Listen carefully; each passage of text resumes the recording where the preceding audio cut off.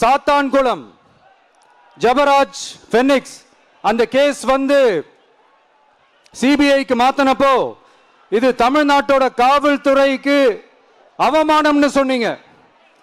இன்னைக்கு நீங்க உத்தரவிட்டதுக்கு பேர் என்னங்க சார்? அதே தானே அன்னைக்கு நீங்க சொன்னதும் இன்னைக்கு நடக்கிறதும் அதே தானே? அதே சிபிஐ தானே? அதே சிபிஐ ஆர்எஸ்எஸ் பிஜேபியோட கைப்பாவையா தான் இருக்கு. ஏன் நீங்க அங்க போய் ஒளிஞ்சிக்கிறீங்க?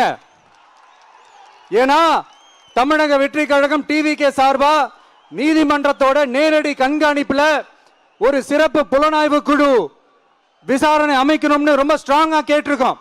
அதனால அந்த பயத்துல நீங்க ஒன்றியத்தோட ஆட்சிக்கு பின்னாடி நீங்க போய் ஒளிஞ்சிக்கிறதுக்கு காரணம். இன்னும் உங்களோட ஆட்சியில் இன்னும் எத்தனை அட்ராசிட்டிஸ், அண்ணா யூனிவர்சிட்டி கேஸ்ல இருந்து இன்னைக்கு அஜித்குமார் அவர்கள் கேஸ் வரைக்கும் எல்லாத்துக்கும் நீதிமன்றம் தலையிட்டு உங்க கவர்மெண்ட் கேள்வி கேட்டுக்கிட்டு இருக்கு.